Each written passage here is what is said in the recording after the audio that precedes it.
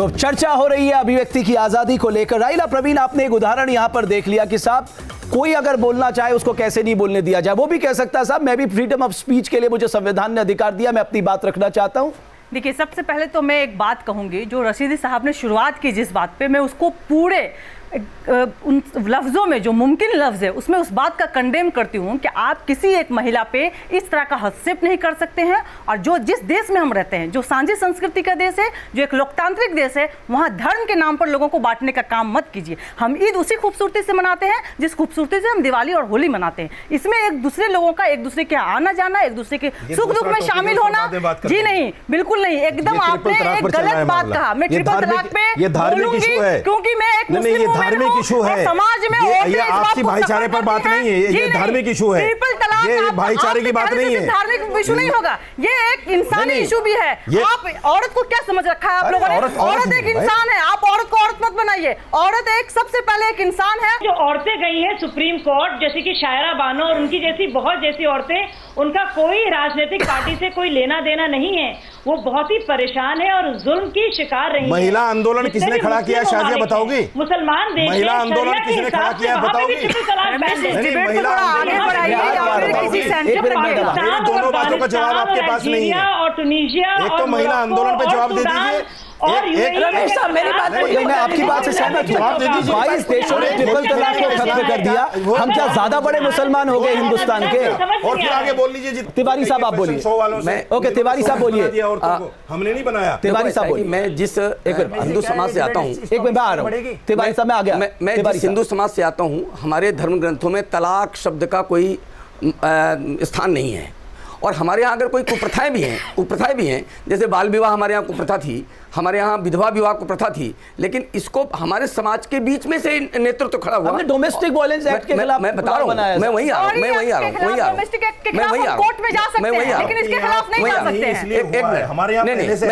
भाई बात तो समझिए, उसका बात तो सुनिए, फर्क समझ लीजिए ना। आपके यहाँ कभी आपने सोचा जिसको तलाक है ऑलरेडी 1400 साल से? रमेश जी, आप इनको ही बुला लीजिए, बस तिवारी जी को हम बैठते हैं। अभी एक तिवारी साहब बोलिए, उसके बाद मैं सत्येंद्र और जो हमारे दूसरे साथी के पास एक्चुअली में। तो वास्तव में हमने तो अपने समाज की वो स्थिति बताई कि जहां पर ये था, लेकिन इस देश का डीएनए, मैंने यहीं पर बोला था, इस देश का डीएनए क्या है कि हमारे देश की महिलाएं अपने धर्म गुरुओं के खिलाफ, अपने धर्म संस्थाओं के खिलाफ, अपने पतियों के खिलाफ प्रायः नहीं जाती हैं।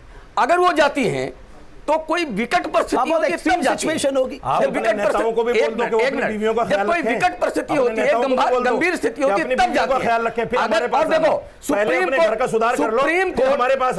कोर्ट कौन गया? शाह बानो गई। सुप्रीम कोर्ट कौन गया? सायरा बानो गई। हिंदू समाज का कोई भी वकील, कोई भी व्यक्ति सुप्रीम कोर्ट नहीं गया है। मैंने आपको बताया कि जहां अगर कोई गंभीर बात है, एक तो यह स्वीकार करना चाहिए रशीद साहब कि वास्तव में कोई अगर दिक्कत है तो हम उसका निराकरण के लिए आगे आएंगे। उसकी बजाय हम अपनी गलत बात को भी अगर हम अड़ करके ठीक करने की कोशिश करें तो मुझे लगता है ये देश के लिए भी ठीक नहीं है, समाज के लिए भी ठीक नहीं है। देखिए, आप जवाब आपके पास,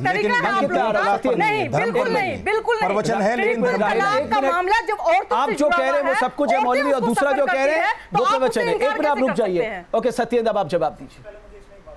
हाँ, अभिव्यक्ति की आज़ादी का मतलब है कि आप किसी के बारे में कुछ भी बोले, उसमें उसको ठेस ना पहुंचे और देश के खिलाफ कोई भी ऐसा लफ्ज ना मिले जिसमें देशद्रोह का कोई इसमें चार्ज हो, और इस तरीके की कोई भी स्थिति बने जिसमें राइट जैसे या देश में एक ऐसी स्थिति बने जो माहौल खराब करे। पहली चीज़ मैं कहना चाहूँगा, अगर कोई भी व्यक्ति, चाहे वो महिला है, चाहे वो व्यक्ति है, आदमी है, किसी भी धर्म से आता है, उसका पहला ये हक बनता है कि वो किसी भी तरीके से जी सकता है, किसी भी धर्म के किसी भी त्योहार को किसी भी तरीके से मना सकता है। पर अगर कोई व्यक्ति अपने तरीके से किसी महिला के साथ या कोई महिला किसी व्यक्ति के साथ कोई भी त्योहार मनाना चाहे तो मना सकती है। पर अगर किसी को एतराज़ है, हो सकता है कि उसके बनाने के ढंग पे एतराज़ हो सकता है कि उसके साथ मिलनसार के उस पर एतराज़ हो, पर अगर कोई बोले कि आप ऐसे नहीं कर सकते, ये हमारे धर्म में नहीं लिखा, ये नहीं लिखा, मुझे लगता है चाहे हिंदू हो चाहे कोई मुस्लिम हो, आप किसी भी धर्म का आप ठेकेदार नहीं बन सकते। दूसरी बात, आज आप देखिए फ्रीडम ऑफ स्पीच और फ्रीडम ऑफ एक्सप्रेशन के नाम पे कितना उसका मिसयूज हो रहा है। हमारे आर्टिकल में साफ साफ लिखा है, आप कोई भी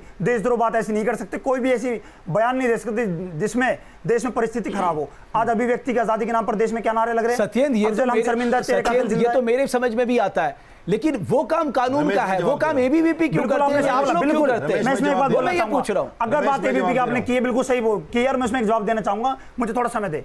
अगर किसी ने नारे लगाए हैं, वीडियो सामने है, सब कुछ सामने है, अगर एबीवीपी का कोई व्यक्ति उसमें दोषी पाया जाता है, सबके सामने मैं मीडिया चैनल पे, दो लोगों को निकाला है ना, आपके दो लोग दोषी पाए गए तभी तो निकाला। आपको उसकी पूरी जानकारी होनी चाहिए, वो इसलिए निकाला है। हमारा एबीवीपी का साफ क्लियर स्टैंड था, आयशा के प्रोटेस्ट में कोई भी हमारा कार्यकर्ता नहीं जाएगा। उसका उल्लंघन हमारे 2 कार्यकर्ताओं ने किया और उसके अगेंस्ट में हमने उनके फैसला सुना दिया, सस्पेंड कर दिया।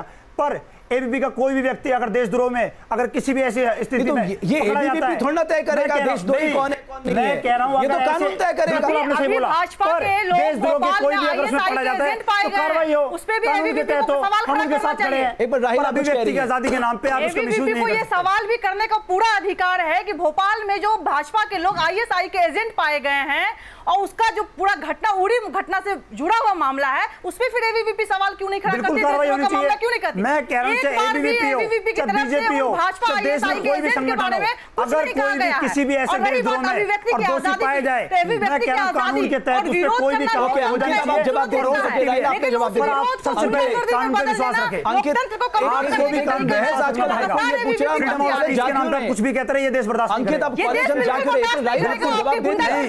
आप गुंडागर्दी का प्रूफ दे, वहाँ पे जब देश को तोड़ने के तरीकों को आप भी इस बात में कोई ठेका नहीं लेगा, पर अगर जिसके खिलाफ सबूत मिले उसके खिलाफ कार्रवाई होनी चाहिए, डेमोक्रेटिक तरीके से, लीगल तरीके से, हम पूरी तरीके से उसके साथ खुले तौर पे। राहिला आपने बोल लिया, सत्येंद्र आपने बोल लिया, अंकित अब आप जवाब दीजिए। मैं सबसे पहले आपसे दोनों लोगों से ये पूछना चाहूँगा, आपने महिलाओं की सशक्तिकरण की बात की, आप बोलते हैं कि महिलाओं की ट्रिपल तलाक के लिए आप उसमें जो एडवाइस देंगे वो हो गए।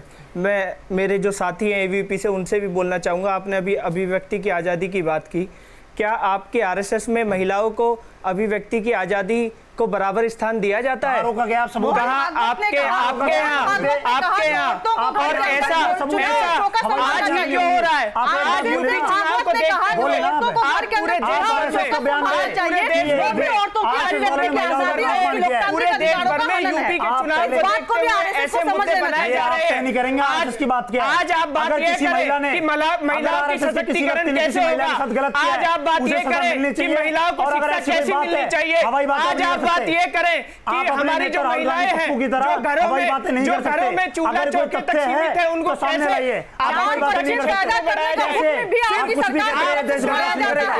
कैसे इस देश में अंकित आपकी बात ले ली मैंने, जिनके सबूत दीजिए ना, हवाई बात है। अपने पप्पू राहुल गांधी की तरह कुछ भी बोले जा रहे हैं। ये बताइए कि आपने महिलाओं के लिए क्या किया? ओके अंकित, एक मिनट रुक जाइए। मैं कह रहा हूँ आप कुछ भी बोले जाए उसका कुछ नहीं होगा। हवाई नाते तो आपके राहुल गांधी जैसे नेता बहुत देते फिरते हैं। अरे सत्येंद्र एक मिनट, ये राहुल गांधी और बाबू से ये बोले आप यूपी चुनाव देख क्या नारे किसने लगाए थे? एबीवीपी के कार्यकर्ता ने लगाए थे।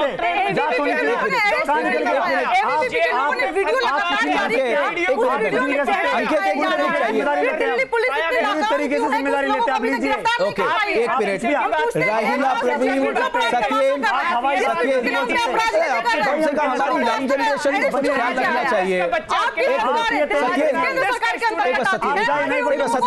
राहिला जी एक मिनट, कम से कम आप जैसे यंग स्टूडेंट को तो कम से कम डिबेट की जो मर्यादा है उसका ध्यान रखना चाहिए। अंकित में एक बात आपसे पूछना चाहता हूँ, अंकित एक बात मुझे बता दीजिए, उसके बाद मैं साजिया के पास जाऊंगा। अंकित, कश्मीर की आजादी चाहिए, बस्तर की आजादी चाहिए, आप उसका समर्थन करते हैं? समर्थन नहीं करते हैं। ये देश है, इसमें हर व्यक्ति अपनी अभिव्यक्ति की आजादी रख सकता है। ये अभिव्यक्ति की आजादी है, ये अभिव्यक्ति की आजादी है, पर मतलब टुकड़े नहीं, ये आपके लिए होंगे, इसके लिए जुडिशरी है, इसके लिए कानून है, ये आप तय नहीं करोगे कि कौन क्या करेगा, ये आप तय नहीं करोगे, ये एबीवीपी तय नहीं करेगी, ये एबीवीपी तय नहीं करेगी, ये आरएसएस तय नहीं करेगा कि कौन सही है कौन गलत है। आपके आरएसएस के लोग पूरे देश भर में नक्सली हिंसाओं में पाए जाते हैं, आप क्या करते हैं उनके खिलाफ? आप पूरे देश भर में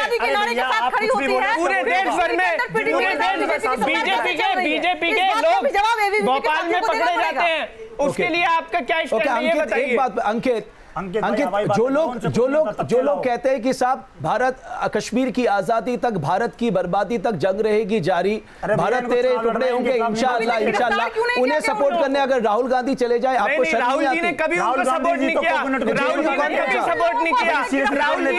राहुल जी इन ऐसी विचारधाराओं के खिलाफ है जो इन सब चीजों को आगे सपोर्ट करने जेल में पहुंच गए।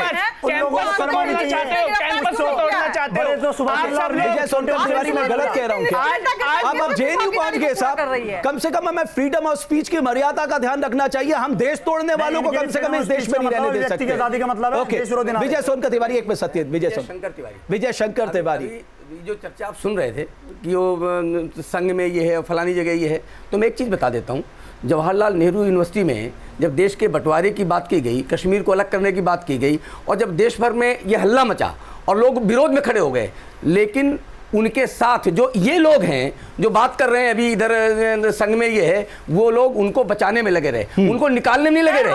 और कश्मीर में एक मिनट मैंने सुन लीजिए, कश्मीर में आतंकवादी मारा जाता है, बुरहान वानी को शहीद बताने की कवायद किसने की? इन लोगों ने की। हम कहते हैं अगर हमारे यहाँ अगर कोई दिक्कत होती है तो उसको तुरंत निकालने की बात हम करते हैं। बुरहान वानी का हर डिबेट में आप लोग बुरहान वानी को सपोर्ट करने वाली महबूबा मुफ्ती के साथ सरकार किसने सरकार बनाई? बीजेपी ने बनाई, हमने बनाई। ओके साजिया, साजिया एक बात ये है, आपको लगता है कि इस देश में आप हमारी संसद को इस बात का तय करना होगा कि साहब इस तरह से आप डिबेट या फ्रीडम ऑफ एक्सप्रेशन के नाम पर अपने देश के टुकड़े करने की, आजादी के नारे लगाने वालों को फ्री नहीं छोड़ सकते साहब? उनको कानून का डर देना होगा, उनको भय दिखाना होगा। 10 लोग एक बिल्कुल। तो देखिए, अभिव्यक्ति की आजादी का मतलब नहीं है कि सिर्फ कश्मीर की आजादी की बात की जाए और देश के टुकड़े टुकड़े करने की बात की जाए। असली आजादी का मतलब है मुख्तलिफ ओपिनियंस जो हैं, चाहे आप उससे सहमत भी ना हो, वो बातें आए, लेकिन जब आप देश को तोड़ने की और तकसीम करने की बात करते हैं टुकड़ों में, और आप अफजल हम शर्मिंदा हैं, तेरे कातिल जिंदा हैं, यानी कि सीधे सीधे देश के सुप्रीम कोर्ट पर आप प्रहार करते हैं, तो वो फ्रीडम ऑफ स्पीच या एक्सप्रेशन में नहीं आता। आप समझ जाइए, फ्रीडम ऑफ स्पीच और एक्सप्रेशन का में बहुत बड़ा अंतर है। और सेडिशन, देश को तोड़ना, इस तरह का विद्रोह करना जिससे देश टूटे, ये दोनों चीजें बराबर की नहीं है। बीजेपी पीडीपी के साथ क्या कर रही है साजिया जी, ये भी आप बता दीजिए ना। कश्मीर में बीजेपी की सरकार पीडीपी के साथ है और पीडीपी इसी कश्मीर की आजादी के नारों के साथ है, फिर आपकी सरकार क्या कर रही है? और दूसरा जवाब साजिया जी आप ये भी दीजिए कि जिस स्लोगन की बात आप कर रहे हैं, उन लोगों को आज तक पुलिस ने अरेस्ट क्यों नहीं किया है? सरकार आपकी है, दिल्ली पुलिस आपकी है, फिर वो लोग बेअदब क्यों घूम रहे हैं? इस बात का जवाब आपको राहिला, सरकार आपकी है ना। राहिला एक मिनट, राहिला आबिद साहब एक मिनट, राहिला एक मिनट रुक जाइए। राहिला, क्या आप जानती हैं जो लोग कश्मीर की आजादी की बात कर रहे हैं, मैं आज उन्हें बताना चाहता हूं, उनको सुनना चाहिए। जम्मू कश्मीर जो है वो 1% भागीदारी निभाता है पॉपुलेशन में भारत की, और उसको 10% सेंट्रल ग्रांट मिलती है। उत्तर प्रदेश जो 12% से ज्यादा भागीदारी निभाता है, उसे 8.2% ग्रांट मिलती है। यानी हर एक रुपया जो खर्च होता है उसमें 60 पैसा सेंट्रल से जाता है। उनके लिए आप आजादी मांग रहे हैं, जिनको इतना सपोर्ट हम कर रहे हैं। सबसे पहली बात रमेश, इस बात को समझिए, नहीं समझिए कि आप लोग किस लोगों को सपोर्ट कर रहे हैं? बिना समझे बोल रहे हैं आप, जानिए तो हम बोलना क्या चाहते हैं, आप बगैर जाने ये बात कह रहे हैं। कश्मीर की आजादी का जिन लोगों ने नारा लगाया, हम कह रहे हैं कि वो लोग आज तक बाहर क्यों घूम रहे हैं? हम कहते हैं वो लोग बाहर क्यों घूम रहे हैं? आपके पास वो फुटेज है, वो वीडियो है, पता चल रहा है। अरे हमने छुपाया, आप हमको ले चलिए ना। अगर मेरे खिलाफ आपके पास सबूत है तो आप हमें भी ले चलिए, जेल के अंदर डालिए। हम कहते हैं कि कश्मीर में पीडीपी के साथ बीजेपी की सरकार क्या कर रही है?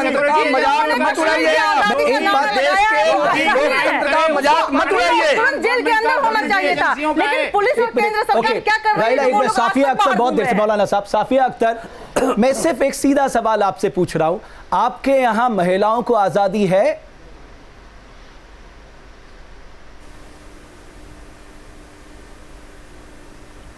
देखिए, मैं तो अपनी पूरी बात कर ही नहीं पाई थी, क्योंकि बहस तो इतनी ज़बरदस्त हो रही है कि कुछ समझ में ही नहीं आ रहा था कि कौन क्या कहना चाह रहा है। सबने इल्ज़ाम तराशी ज़रूर शुरू कर दी थी एक के ऊपर एक, लेकिन जो खास बात थी वो बिल्कुल पीछे चली गई थी। अभिव्यक्ति की बात हम कर रहे थे, तो मेरा साजिद साहब से ये सवाल है जिन्होंने ये कहा कि इस्लाम के बारे में शाजिया इल्मी कुछ नहीं जानती हैं, उनको इसमें बोलने का कोई हक नहीं है, उनकी निजी जिंदगी कैसी है इससे हमें कोई मतलब नहीं है। लेकिन अगर ट्रिपल तलाक के ऊपर औरतों ने, अगर उनको अभिव्यक्ति की आज़ादी है, उनको अपने ख्यालात का इजहार करने की आज़ादी है, उनके ऊपर जो नाइंसाफियाँ हो रही हैं उसके ऊपर बोलने की आज़ादी है, तो अगर वो ट्रिपल तलाक के खिलाफ आवाज़ उठा रही हैं तो उनकी आवाज़ को क्यों दबाया जा रहा है, क्यों इस बात को खत्म किया जा रहा है कि ये इस बात को ना उठाएं। उन्होंने ये इल्जाम लगाया कि हमने 470 लोगों का 4700 लोगों का सर्वे करके ये बता दिया कि वो इसके खिलाफ है, इस तरह की तलाक के खिलाफ है। आपकी बताइए, उनका कहना यह है कि 4 करोड़ औरतों की तरफ से क्या इन 1200 औरतों का फैसला थोप दिया जाए, जबकि वो 12 करोड़ औरतें आपके फैसले के खिलाफ हैं? कौन तो कर रहा है 12 करोड़ खिलाफ औरतों का फैसला उन 12 करोड़ औरतों पर थोपना चाहती है? आबिद साहब, आपने कोई सर्वे कराया क्या जो 12 करोड़ का आंकड़ा ले आए? दावत देता हूं, आप चलिए मेरे साथ में ओखला में रहता हूं, सीलमपुर है दिल्ली में। सर्वे है उसका, सर सर्वे ये है कि 90% कहती है कि साहब हमें आजादी नहीं है। ये महिला आंदोलन, जो मुस्लिम महिला आंदोलन ने जो सर्वे कराया है, औरतों को घर में दबा कर बंद कर दिया जाएगा, वो औरतें और क्या बोलेंगी? आबिद साहब एक मिनट, इस्लाम से बगावत अब देखिए, एक बार दोहराता हूँ उस बात को, इस्लाम का कानून, इस्लाम की शरीयत, मुझे कुछ लोगों से भी मौलाना साहब इस्लाम को न मानना चाहे, शरीयत को न मानना 30 सेकंड मौलाना साहब, 30 सेकंड, उसके बाद मैं सेकंड आपके पास, 30 सेकंड आपके पास। सफिया जी, सफिया जी देखिए, शरीयत की बात कर रहे हैं सफिया जी, बात सुनिए, शरीयत मोहम्मदी की, मोहम्मद सल्लल्लाहु अलैहि वसल्लम को अल्लाह रब्बुल इज्जत ने शरीयत दे के भेजा, उस शरीयत की बात कर रहे हैं। ओके मौलाना साहब, औरत और मर्द में फर्क नहीं है। राहिला एक मिनट, ओके मौलाना साहब, हुजूर सल्लल्लाहु अलैहि वसल्लम को देख भेजा है, आप बता रहे हैं कि हुजूर ने कभी भी फर्क नहीं किया जिस फर्क को आप कर रहे हैं। एक मिनट मौलाना, उसके बाद मैं सत्येंद्र के पास। सफिया जी, मैं आपका जवाब दे देना चाहता हूँ, सुन लीजिए मेरी बात। देखिए, 47,000 आपने साइन कराए ट्रिपल तलाक के खिलाफ, पर्सनल लॉ बोर्ड ने 3 करोड़ 80 लाख साइन करके औरतों ने दिए हैं, तो क्या 47,000 औरतों की बात बड़ी है या 3 करोड़ 80 लाख की बात बड़ी है? ओके, पर्सनल लॉ बोर्ड के एक और तर्क मैं बता दूं मौलाना साहब आपको, आप सुन लीजिए। अब आप मेरी बात, आप उसका एफिडेविट तो करिए। आंदोलन किसने खड़ा किया है? महिला आंदोलन किसने खड़ा किया है? या मुस्लिम? एक लाइन नहीं, वो एफिडेविट में बता रहा हूं आपको, बैकग्राउंड होता है, उसमें क्या लिखा है? मर्द से ज्यादा ताकतवर, मर्द से ज्यादा ताकतवर है, इसलिए दोनों की बराबरी नहीं की जा सकती। क्या बात है साहब?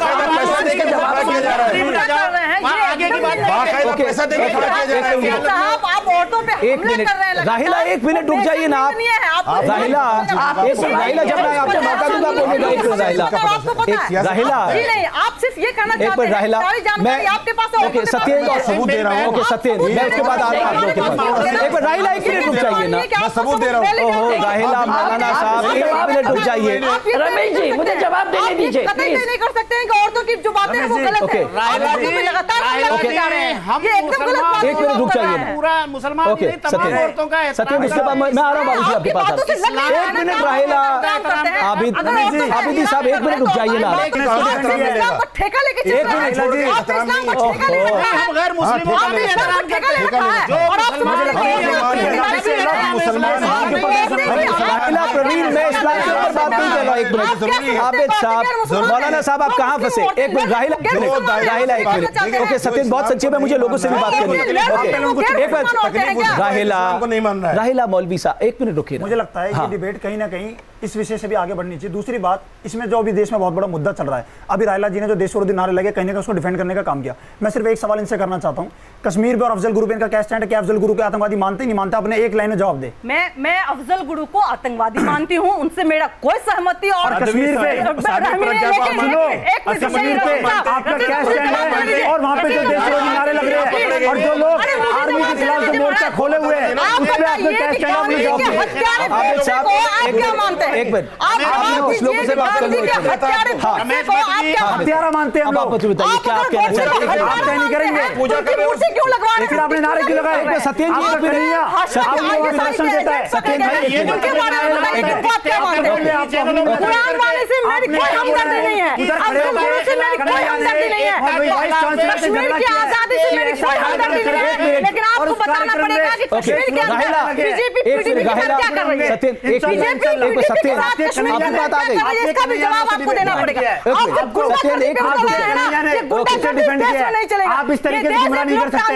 और अभिव्यक्ति की आजादी के नाम पे अगर देश विरोधी नारे लगेंगे, हर व्यक्ति धर्म विशेष के आदमी का नाम लेके मैं ये कहना चाहता हूँ कि जिस तरह से तिलाक का मुद्दा चल रहा है, तो तिलाक के मुद्दे पे ये मुस्लिम के जो उलमा हैं, इनसे ज़्यादा हिंदुस्तान में और कोई नहीं जानता है। सभी का खून है शामिल यहाँ के मिट्टी में, सभी का खून है शामिल यहाँ की मिट्टी में, किसी के बाप का हिंदुस्तान थोड़ी है। चलिए, ओके, हाँ बाबा, ये तलाक पर अभी सुन रहे हैं हम। तलाक में अभी पीछे बात आई थी कि यदि आपसी सहमति है तो न्यायालय भी उसे जल्दी ही निपटारा कर देता है, और यदि विवाद है तो न्यायालय को हमें सिरउधार्य करके न्यायालय पर ही विश्वास करना चाहिए, और इस समस्या को न केवल मुस्लिम समाज के साथ बल्कि सभी धर्मों के साथ एकजुट लाते हुए तलाक को तय करना चाहिए। ओके जी, उठिए, हाँ बोलिए। जी, मैं ये कहता हूँ, ये तिबल तलाक का मतलब चल रहा है, तो इसमें हर मुसलमान जो है हमारे हैं, तो हमारे मौलानाओं के ऊपर यह अगीदार है तलाक के बारे में, बाकी किसी और धर्म के बारे में नहीं, या राजनीतिक नेताओं के बारे में, ये सब जो भी है हमारे मौलाना फैसला करेंगे कि तलाक का मतलब क्या है। उसके ये जो हम और हर हिंदू मुसलमान सब में तलाक होती है, सब अपने अपने धर्म के लोगों को माने। ओके, एक मिनट, मैं एक, हाँ लास्ट, हाँ बोलिए। हाँ मैं आ रहा हूँ। मैं ये पूछना चाहता हूँ, ये हमारे धर्म का मसला है, इसमें हम राजनीति नहीं चाहते, तो ये राजनीति जो कर रहे हैं उनसे मेरी हाथ जोड़ के प्रार्थना है, इसमें राजनीति ना करें। ओके, साजिया, आपने सुना, यहाँ पर कुछ लोगों का ये कहना है कि इसे सब कुछ मौलानाओं पे छोड़ दें, बाकी सब चुप रहें। नहीं, किसी और ने ये भी कहा कि पूरे बात को न्यायालय ले जाया जाए, और ये जो औरतें हैं जो परेशान रही हैं मुसलमान और भी धर्मों में, हर एक धर्म में आप देखें तो महिलाएं आहत हैं, परेशान हैं, और इस ट्रिपल तलाक को लेकर जो और सुप्रीम कोर्ट आप लोग जो है अपनी गलत बातों को मनवाने के लिए ऐसा झूठ बोलते हैं कि जिसका नशा लेना पैर है। एक बार आबिद साहब बोलने दीजिए, उसके बाद मैं आपको दे रहा हूँ। एक मिनट बोलिए साजिया।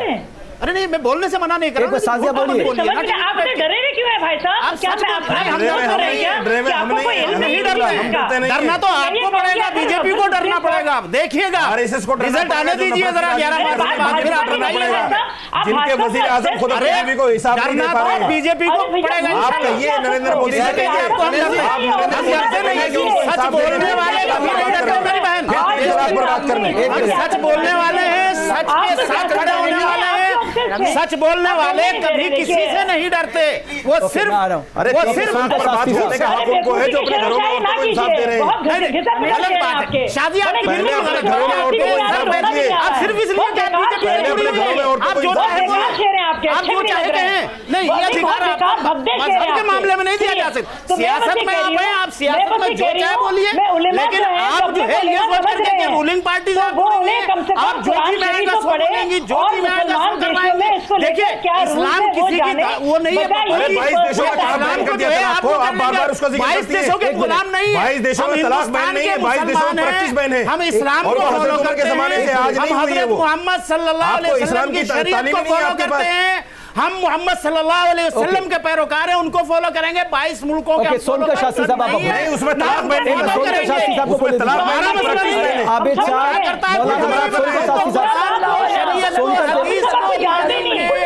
अरे आपको पता ही नहीं है मेरी बहन। अब सवाल ये है सत्येंद्र की, हम अभिव्यक्ति की आजादी की बात करें, मैं आपसे एक सवाल करना चाहता हूं। मैं आपका एक वीडियो देख रहा था जिसमें आप एक लॉ फैकल्टी से बात कर रहे थे। आपकी अभिव्यक्ति की आजादी इतनी खतरनाक है कि आप अपने प्रोफेसर को इस तरह से बात कर रहे थे, ये अभिव्यक्ति की आजादी है। सत्येंद्र, आप सवालों से बच नहीं सकते। बिल्कुल आपने सही बोला, एक मुझे पूरा मौका दे। आपने बिल्कुल सही उठाया और मैं इसका जवाब पूरी तरीके से दूंगा। पहली बात तो कई बार क्या होता है अभी क्या कांग्रेस ने और जो आम आदमी पार्टी के जो हमारे केजरीवाल जी है, इन्होंने जो वीडियो अपलोड किया है वो सिर्फ 1 मिनट 30 सेकंड का है। पूरा वीडियो अगर आप देखें, उसमें महिला की मैंने बात की, एक लड़की, एक प्रेग्नेंट महिला है, वो डीन के पास जाती है, वो कहती है मैम मैं प्रेग्नेंट हूँ, मुझे थोड़ा रिलीफ मिले। मैम क्या कहती है, मेरे से पूछ कर प्रेग्नेंट हुए हो। कहीं ना कहीं परिस्थिति देखने की आपको कोशिश करनी चाहिए। दूसरी बात, मैं आपका कॉज समझ गया, लेकिन फिर भी अपने प्रोफेसर से इस तरह से पेश आना, ये कहाँ की शोभा है? बोला लगातार 3 दिनों तक हमारी छात्राओं के साथ लाठीचार्ज होती है, बाल खींच के घसीट के उनको मारा जाता है, वो वीडियो भी यूट्यूब पर अपलोड है। दूसरी बात मैं कहना चाहूंगा, मैं मानता हूँ वो परिस्थिति ऐसी थी, मुझे अग्रेसिव होना पड़ा, इतना अग्रेसिव नहीं होना चाहिए था, पर अगर आप इसके लिए माफी मांगिए ना, आपने प्रोफेसर के लिए गलत किया। एक मिनट पूरी बात सुने, सत्येंद्र, 1 मिनट रुक जाओ। सत्येंद्र, बड़ा व्यक्ति वो होता है जो गलती में क्षमा मांग लेता, आपको क्षमा मांगनी चाहिए। गलती आप सुने, आपको क्षमा मांगनी चाहिए, पूरी बात सुने ना। आपने अच्छे तरीके से सवाल पूछा, सत्येंद्र, हमारे यहाँ तो गुरु ब्रह्मा गुरु विष्णु कहा गया है, आपने सही बोला। सबसे बड़ा गुरु को बताया गया, प्रोफेसर नहीं था, साईं बाबा प्रोफेसर नहीं था। मैं आपसे देशद्रोह के आरोप में आपके हर प्रोफेसर ने ये तो मान लिया गलत था, प्रोफेसर सही होता है, तो क्या वो अभिव्यक्ति की आजादी है? पर वो अभिव्यक्ति की आजादी है ना, हमारी भी आजादी है। अब आप मेरी बात सुने, अगर लॉ फैकल्टी से मेरी बात हुई थी तो आप पहले वहां की पूरी सिचुएशन को देखिए, वहां पे देखे लॉ फैकल्टी की जो हमारे डीन है उनका कैसी परिस्थिति वहां पे और क्या उनकी सोच है। बात पर मैंने 1 मिनट आप सुन लीजिए ना। अगर ये मैंने 1 मिनट बोले तो मैं बहुत बेहतरीन तरीके से जवाब। सत्येंद्र, मुझे कोई जवाब दीजिए, मैंने सिर्फ ये कहा आप मानते हैं आपसे गलती हुई, आप उन प्रोफेसर से क्षमा प्रार्थी हैं, यही तो मैंने। आप 10 मिनट का टाइम देंगे मुझे, आप कह रहे हैं तो मैं आपसे 1 लाइन में बोलना है, आप क्षमा मांगेंगे नहीं मांगेंगे उस पर हजारा सवाल। मैं भी 1 लाइन में दूंगा। हाँ बोलिए। वो परिस्थिति ऐसी थी, मुझे परिस्थिति हमें बताइए। परिस्थिति ऐसी नहीं बोलूंगा। हाँ तो आप क्षमा होना पड़ेगा, नहीं अग्रेसिव होना पड़ेगा। अगर नहीं होता तो सभी छात्राएं, सभी लड़कियां और मैं, हमको पुलिस लाठी चार्ज करके मार कर जाता। फिर भी मैं कहता हूँ अग्रेसिव नहीं होना चाहिए था। उसमें हमें लॉ फैकल्टी में प्रोफेसर है, उन्होंने आपको पढ़ाया, आपको इस लायक बनाया, आज आप इस जोर से बोल रहे हैं, आपको माफी मांगने में दिक्कत हो रही है। साईं बाबा भी प्रोफेसर थे जो देशद्रोह के आरोप में पकड़े गए। प्रोफेसर जो एक महिला से कहता हमसे पूछ करके तुम गर्भवती हुई थी क्या, उसको प्रोफेसर मानते हैं क्या? प्रोफेसर मानते हैं, प्रोफेसर कहते हैं महिला का अपमान हो गलती मानने की बात करते हैं क्या? आपको क्या बात करते हैं? विजय तिवारी, ओके विजय तिवारी साहब, ओके प्रोफेसर गुरु होता है, बाप नहीं होता, प्रोफेसर बाप नहीं होता, प्रोफेसर बाप नहीं होता, बाप होता है, विजय तिवारी साहब, ओके विजय तिवारी, मैंने आपका भाव देशद्रोह के आरोप में की गिरफ्तारी हुई है। सत्येंद्र अवाना साहब, मैंने आपका जवाब ले लिया। अंकित नहीं, रमेश जी, अंकित 1 मिनट में आ रहा हूं, अमित साहब अंकित को जवाब देने। साईं बाबा भी प्रोफेसर था, उसको भी देशद्रोह के आरोप में। ओके अंकित, एक मिनट अंकित को बोलने देश भर की सारे देशद्रोही हैं जो आपसे पूरे एबीवीपी बीजेपी पूरे देश भर की पूरा आप लोग बड़े बेचारे शरीफ लोग हैं, पूरे कश्मीर को तोड़ने की बात कर रहे हैं, ये लोग यूनिवर्सिटी है और यूनिट अंकित को बोलने दीजिए। राहिला 1 मिनट, पूरे देश भर में, अरे भाई साहब पूरे देश भर में राहिला जी सुने, जाके देखिए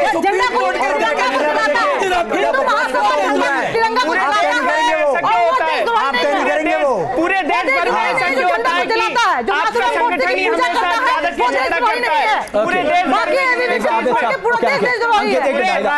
अंकित को बोलने दीजिए। ऐसा क्यों होता है कि एबीपी के ही लोग हर यूनिवर्सिटीज में माहौल खराब करते हैं? ऐसा क्यों होता है कि और जेएनयू में आपके ही लोग माफ करते हैं? आप ये बात करो कि बच्चों की शिक्षा कैसे बेहतर हो, आप ये बात करो कि बच्चों की शिक्षा कैसे बेहतर हो, आप ये बात करो कि इंफ्रास्ट्रक्चर कैसे अच्छा हो, आप ये बात करो कि टीचरों की सहूलियत किसमें हो। आप मुद्दों को भटकाते हो, आप हर चीज को आप छात्रों की बात करो, आप लोगों को शर्माने के लिए कांग्रेस की कोई औकात नहीं है आपको बोलने आ गए। अरे आप बताओगे क्या यूनिवर्सिटी में रोजगार मिलेगा क्या? यूनिवर्सिटी में रोजगार मिलेगा क्या? बकवास आप लोग कर रहे हैं। कांग्रेस जो खुद डूबी हुई है, जिसने जो पूरे देश को खा गए, आप लोग हमें बताएंगे।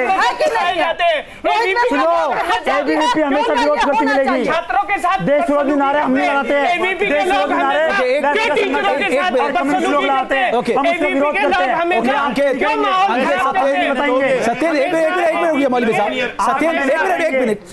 सत्येंद्र उन्होंने क्या पूछा? एक मिनट अंकित, एक मिनट सुनिए अंकित, एक मिनट अंकित ने क्या पूछा? जो बच्चों को पढ़ने से बल्कि आप को तारीफ करनी चाहिए। मैं कहना चाहूंगा जिन लोगों ने नारे लगाए वो माहौल खराब करते हैं, आपसे नहीं करेंगे। आप एक बार राजनीति की बात करो, आप करो ना, आप तो कहीं भी नहीं है, आप तो बोलने लायक नहीं है। गवर्नमेंट है, अरे गवर्नमेंट है, हम तो तैयार है। आप ये बताओ कि भैया हम तो बोलेंगे, हम ना बोले राहिला एक मिनट, हम भी हमारी राहिला खत्म हो गया। सत्येंद्र एक सवाल पूछा, राहिला एक मिनट, राहिला एक सवाल क्या अंकित से पूछा, एक मिनट राहिला एक मिनट रुक जाइए। तिवारी साहब मैं बार बार आपसे सुनता, एक मिनट सुन लीजिए, कुछ भी कहे जा रहे, कुछ भी एक बार सत्येंद्र जी देश विरोधी नारे लगाने वाले में बताएंगे। सत्येंद्र क्यों कम हुआ, सत्येंद्र एक मिनट क्यों कम हुआ ये बताओ। मेरी बात सुने,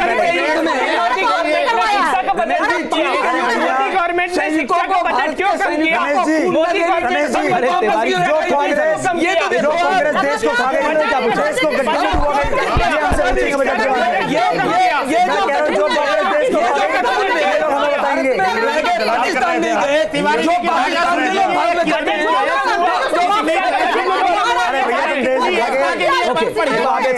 राहिला एक मिनट हो गया, अभी हो गया ना, बात हो गई। सत्येंद्र क्या बोला, एक मिनट आबिद साहब, एक मिनट, अरे तिवारी साहब आप एक मिनट, आबिद साहब एक मिनट सुन लीजिए, एक बार सुन लीजिए। लो इसको जो देश के हित में सोचने वाले हो, आप सोचिए ये स्टूडियो जो है इस देश का मंजर पेश कर रहा है। एक मिनट कोई आबिद साहब कोई किसी तो आप भी तो सुन लीजिए, आप भी तो उसी भीड़ में खो जा रहे हैं।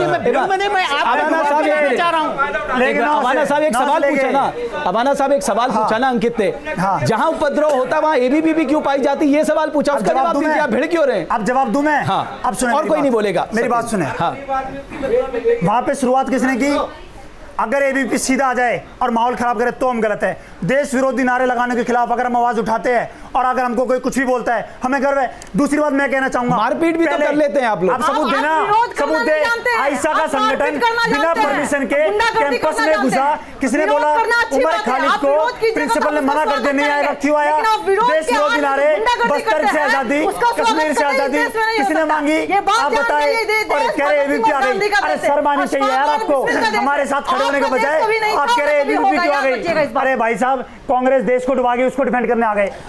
ये लेनिन और स्टालिन का देश तो नहीं। अच्छा मैं सवाल करता हूं रमेश जी, भाई के माध्यम से आपके चैनल पर पूरी बीजेपी से और पूरे आरएसएस से एक सवाल करता हूं। मैं पूछना चाहता हूं कि क्या पिछले 70 साल में सारा देश अब तक गद्दारी पे चल रहा था क्या? आप लोग नए वफादार निकल के आए हो? अब तक जो सुई नहीं बना पा रहा था एक देश, आज हवाई जहाज अपने बना रहा है, मिसाइल अपने बना रहा है, एटम बम अपने बनाने की उसमें है और बना चुका है। अपने बगल में बैठे तिवारी जी से पूछ मैं वही तो पूछना चाह रहा हूं मेरे भाई के 70 साल में क्यों यार? ओके तिवारी साहब, अटल जी ने पार्लियामेंट में कहा था, अटल जी ने कहा था कि हम लोग नहीं है जो झूठ बोले और पिछले आप लोगों को ठगा गया है 70 साल में। आप जो मुस्तकिल लगा रहे हैं पिछले 3 साल से सवाल पूछे, आप जो सबकी चीज को नकार रहे हैं, आपको अपने सिवा कोई देश आपका यूज करवाते रहो, क्यों ऐसा? अरे भैया आप ही देश के ठेकेदार हैं। ओके तिवारी जी, अब एक अंकित पास हो गया। तिवारी साहब आप जवाब दीजिए। ये दर्द इस बात का है, आजकल इनको गुंडागर्दी करने की यार मजाक बना दिया डिबेट का। दर्द इस बात का है कि आजकल आप और आप दर्द इस बात का है, हर जगह गुंडागर्दी, दर्द इस बात का है, दर्द इस बात का है। ऐसा भी नहीं है कैमरे पर ही आप बोलने दीजिए ना। तिवारी साहब बोलिए, आपने अपनी बात रखी, आपने सवाल किया 70 साल में क्या नहीं हुआ। ये दर्द इस बात का है कि 20,000 एनजीओ ऐसे जो भारत की सरकार इनको देती रही है, इलीगल जो फंड आते थे वो बंद कर दिए गए। हम कहते हैं सारी 20 लाख प्रतिबंध लगा दो, जो गुंडागर्दी करने एक भी मत छोड़ो। नहीं वो नहीं है, वो नहीं है, ये सबको लगाओ, उसके बाद बात नहीं कीजिएगा। इन सबको भी लगाओ जो डंडा लेकर के हर आदमी से कहते हैं ये बोलो। आबिद साहब एक बात बताइए मुझे, मैं सिर्फ आपसे 2 बातें पूछूंगा। भारत में रह भारत के कैंपस में सब्सिडी की पढ़ाई कर कर आप भारत के टुकड़े होंगे, आप क्या बोलेंगे मैं बताऊं आपको। मौलवी साहब, मैं पूछना चाहता हूं आप क्या लिखेंगे, आप ऐसे पैम्पलेट लेके चलेंगे country without post office? Ramesh ji, मैं आपसे भी पूछना चाहता हूँ, हमारी सिक्योरिटी एजेंसियां कहाँ हैं, हमारी गवर्नमेंट कहाँ है, हमारी पुलिस कहाँ है? ये इनका काम था क्या? ये इनका काम था क्या? ये सही है गलत है, मैं वो पूछ रहा हूँ। ये गवर्नमेंट का काम है, गवर्नमेंट की हमारे, ये तो दुनिया को बताया, आप मुझे बताइए, आप मुझे बताइए। मैं वो नहीं कहता हूँ। हाँ, आप इनकी जांच करा लीजिए, आईएसआई से कनेक्शन मिलेगा इनका, एबीवीपी वालों का, ये सच्चाई है, जांच करा लीजिए। बीजेपी का तो आ गया ना सामने, ये सच्चाई है, करा लीजिए ईमानदारी से। ये सारे वही पाकिस्तान से जुड़े हुए मिलेंगे, बीजेपी के लोग निकलने शुरू हो गए, अब इनका नाम बताएगा। अपना चेहरा जो है राष्ट्रवाद और देशभक्ति के मैं कहना चाहूँगा कि हम जो अभी आज़ादी की बात कर रहे हैं, कौन सी आज़ादी मांग रहे हो? क्या देश को बांटने की आज़ादी मांग रहे हो? अरे हम सारे हिंदुस्तानी, हम सब आपस में प्यार मोहब्बत से रहे हैं। जिस तरह से ये डिबेट हो रहा है, कोई किसी की बात को सुन नहीं रहा है, एक आदमी बोल रहा है और चार उसको बात को दबाने की कोशिश कर रहे हैं, ये तरीका ठीक है, जोड़ने की बात। शाहजिया जी इसका जवाब दें, मौलाना ने ये सवाल पूछा था, इसका शाहजिया जी जवाब दें इसका कि गैर आदमी के साथ होली खेल सकते हैं, जायज़ है या नाजायज़? प्लीज़। हाँ, एक लास्ट सवाल। हाँ बच्चे, बिल्कुल बिल्कुल। मेरा सवाल इनसे है, हमारे साथी जो एबीवीपी से उन्होंने बोला था कि अगर आपके पास में नजीब के लिए कोई भी सबूत है तो आप हमें लाके दीजिए, ठीक है? तो अब हम पूछते हैं कि ये दिल्ली पुलिस की ये कमजोरी रही है कि उन्होंने अभी तक सबूत नहीं ढूंढा, तो मेरा क्वेश्चन यही है कि वो अभी तक क्यों नहीं ढूंढ पाई है? चलिए, मैं एक मैंने सारे सवाल ले लिए, एक आखिरी में एक दो मुझे जवाब देने दिए। हाँ बोल लीजिए। मुझे इस पे एक बात कहनी है, फ्रीडम ऑफ स्पीच। बिल्कुल। अरे भैया, मैं मौका तो मिले, अब मैं इस पे एक बात कहूंगा। इन्होंने बहुत अच्छा सवाल किया। पहली बात, ना तो मैं दिल्ली पुलिस का कमिश्नर हूँ, दूसरी बात, अगर इन्होंने एबीवीपी पे आरोप लगाया है, आजकल तो सारा ठेका आप लोगों ने ले रखा है, सारा ठेका आप लोगों ने ले रखा है। अब हमें लगता है कभी हम खुशी मनाए, दुख जताए इस बात का, इन्होंने ठेका दे रखा है। दूसरी बात, ठेका नहीं दे रखा है, ये फिर बोले आजकल आप जज का काम भी खुद कर ले रहे, पुलिस का काम भी खुद कर ले रहे। अब हंसी आ रही है, अब सुने, हंसी इसलिए आ रही क्योंकि आपको जवाब बनते नहीं बन रहा है। अब आप कुछ भी कहेंगे ऐसे नहीं, आपसे मैंने कहा प्रोफेसर से मांग लो माफी, आपने कहा बिल्कुल नहीं मांगूंगा जी। साईं बाबा प्रोफेसर था, बात कही तो एबीवीपी के लोग लाइव डिटेक्टर में जाने से क्यों इनकार किया? अरे ऐसा ये सब बातें मत कीजिए सर, क्या बोल रहे हैं? हम इनके खिलाफ मानहानि का दावा करिए, बिल्कुल करिए, हम करेंगे। मैं तिवारी जी चिंता मत करो, आप वकील बुलाइए और मानहानि का दावा करिए, इन्हें बोलने दो भैया। आज तो पता नहीं कहां मौलवी साहब ये सब बातें मत कीजिए। मौलवी साहब बिना ये गैर जिम्मेदाराना रवैया, मौलवी साहब ये गैर जिम्मेदाराना रवैया। यार गली मोहल्ले में बिठा दिया लोगों को, लोग नफरत की राजनीति करते हैं, एक्सपोज करेंगे होशियारी लोगों पे, नफरत की राजनीति। अरे भैया, मैं दिल्ली पुलिस का कमिश्नर हूं। एक मिनट छोड़ दीजिए, एक्यूज है वो। एक मिनट, एक लास्ट सवाल। सत्येंद्र, आपको लगता है कि एक मैकेनिज्म है इस देश में, वो मैकेनिज्म हमें फॉलो करना चाहिए, हमें पुलिस या जज की भूमिका में नहीं रहना चाहिए? बिल्कुल सही बोला, बिल्कुल आपने, बिल्कुल मैं आपकी बात से पूरा तरीके से फिर बोलेंगे। देखो आप इनको कुछ भी बोलना, मेरे पूरी बात सुन ले, हम बिल्कुल भी इस बात से इत्तेफाक नहीं रखते कि कुछ भी बोले और बिना तर्क पे बोले, वो हम बिल्कुल नहीं माने। पहली बात, इन्होंने क्या आरोप लगाया कि एबीवीपी ने गायब करा दिया। अरे भैया सबूत तो लियाओ, कुछ तो बोलो। नारी शक्ति को नारी शक्ति को कमजोर कर रहे हैं, नारी शक्ति को नारी शक्ति को कमजोर कर रहे हैं, नारी शक्ति की आवाज दबाना चाहते हैं। मौलाना जी को नारी शक्ति याद आ रही है। आज सबसे हमको इन दोनों की नारी शक्ति को दबाना चाहते हैं, बड़ी जिम्मेदारी के साथ ये बात कहना चाहते हैं कि किसी भी एक्सट्रीमिस्ट, किसी भी फंडामेंटलिस्ट की हम औरतों को जरूरत नहीं है, हम काफी हैं अपने लिए, आपकी जरूरत नहीं है। ओके अंकित, लास्ट 30 सेकंड। राइला जी प्रणाम आपको। मिनट, आप एक बार साजिया आप रुक जाइए, एक बार साजिया, एक बार आबिद साहब 1 मिनट रुकिए, आप तिवारी साहब आप बोलिए, एक बार एक करके बोलिए ना।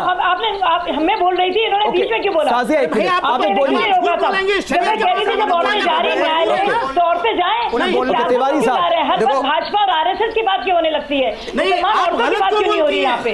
भूल जाए उस नजरिए की वजह से। मैंने तो भाजपा की बात नहीं की, मैंने कांग्रेस ने भाजपा की बात नहीं की। आप क्यों कर रहे हैं? बोलिए ना बहन, सियासी, आप सच बोलिए ना, आपको सिर्फ सियासी रहे, आप सच बोलिए ना। शरीयत ये कहती है कि शरीयत, तिवारी साहब बोलिए ना। देखो रमेश जी, एक सेकंड, सिर्फ 2 सेकंड का मसला है। इस्लाम में इस्लामी शरीयत में 2 स्कूल ऑफ थॉट है। एक स्कूल ऑफ थॉट में 3 तलाक को एक बार आबिद साहब एक मिनट, तिवारी साहब बोलिए। ओके, आप तिवारी जी को बोलने दीजिए। ओके, आबिद साहब आप देखो, एक तो मोदी जी के व्यक्तिगत जिंदगी पर आक्षेप लगाना, ये मुझे लगता है कि यहाँ पर अभी लगाया नहीं, आप लोगों की कमजोरी है।